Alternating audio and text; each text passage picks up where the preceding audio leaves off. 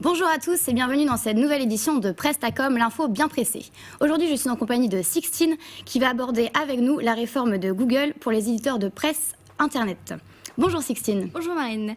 Ça y est, Google va proposer aux éditeurs de presse de nouveaux outils pour les aider à gagner des abonnés, notamment en limitant les contenus gratuits. En effet, la presse traditionnelle fait face à des problèmes financiers. Les articles seraient trop souvent accessibles gratuitement sur Internet.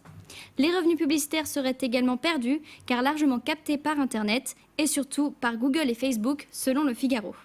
C'est pourquoi Google propose un nouveau modèle, fruit de longues discussions et de tests avec des organismes de presse tels le New York Times ou le Financial Times. John Slade, responsable commercial du Financial Times, a affirmé à ce propos « Il est tout à fait clair que la publicité ne peut plus à elle seule rémunérer la fabrication et la distribution de journalisme de qualité, alors même que le besoin d'un journalisme durable et indépendant n'a jamais été aussi important. » Et c'est pourquoi, à partir d'aujourd'hui, les éditeurs pourront choisir de laisser l'internaute accéder à un contenu gratuit, partiellement gratuit ou totalement payant. Concrètement, comment cela va-t-il se passer ? Le site lesnumériques.com nous indique qu'aujourd'hui, pour être référencés par Google, les éditeurs de presse sont invités à laisser sur leur site non plus 3 articles gratuits par jour, mais 10 par mois avant de demander aux lecteurs de s'abonner. Après ce point sur la presse digitale, je laisse la parole à Marine qui va vous parler de la Fashion Week de Paris qui a eu lieu ce week-end. Et oui Sixtine, la mode aime Paris. Le mardi 3 octobre, Le Monde a annoncé le clap de fin de la Fashion Week. Pendant 9 jours et 83 défilés, jambes fuselées et tenues toujours plus farfelues les unes que les autres ont sûrement dû vous interpeller dans les rues parisiennes. Ils sont des milliers à vouloir y assister, que ce soit clientes, journalistes et surtout people. Cependant, il n'y a pas que les créatures de podium qui interpellent. En effet, Paris Match parle d'un vrai show, car lors des défilés de la Fashion Week, les grandes maisons transforment les hauts lieux de la capitale en podium. Le journal Le Monde s'intéresse plus particulièrement à Chanel et à ses décors toujours plus surprenants les uns que les autres.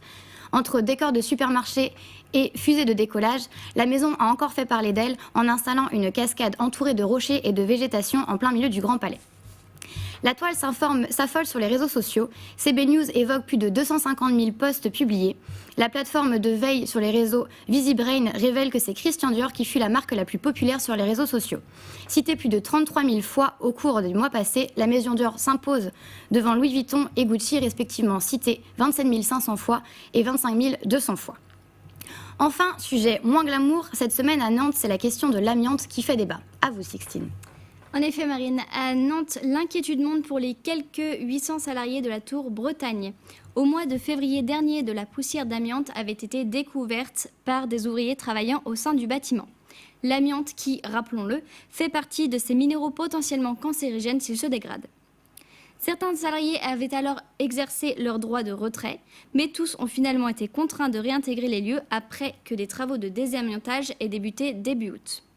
Mais syndicats et salariés restent suspicieux quant à l'efficacité des travaux. 20 minutes rapporte les propos d'une salariée qui, comme beaucoup d'autres, évoque une grande inquiétude et un manque d'informations à ce sujet.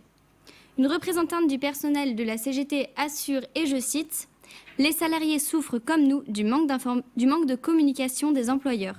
Nous regrettons de n'avoir que des informations très partielles. » Selon Presse Océan, une réunion d'information intersyndicale a alors eu lieu le jeudi 5 octobre pour trouver des alternatives à ce problème non négligeable. À l'issue de cette réunion, l'Assemblée a voté l'organisation d'une manifestation devant la Tour avant la fin du mois d'octobre. Les salariés ont également fait le choix de lancer une pétition réclamant, et je cite encore, « la fin de l'amiante et un certificat de reconnaissance d'exposition à l'amiante pour les personnels et les intervenants dans la Tour. » Eh bien, merci Sixtine et merci à tous de nous avoir suivis. Et on se retrouve la semaine prochaine pour une nouvelle édition de Prestacom, l'info bien pressée.